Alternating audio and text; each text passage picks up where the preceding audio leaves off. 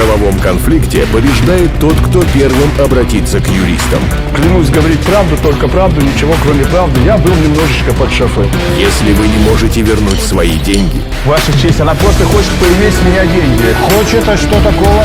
Нормально? если семейный скандал вот-вот превратится в развод, Так, они любовники, ребенок точно не мой. обращайтесь в нашу юридическую консультацию. Дайте человеку сказать. Это бесплатно.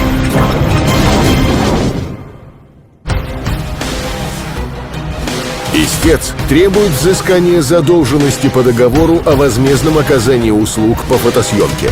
Ответчики иск не признают.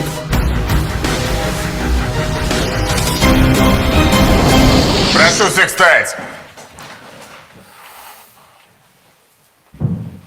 Присаживайтесь. Слушается дело по иску Тростянова к Шклярову и Шкляровой.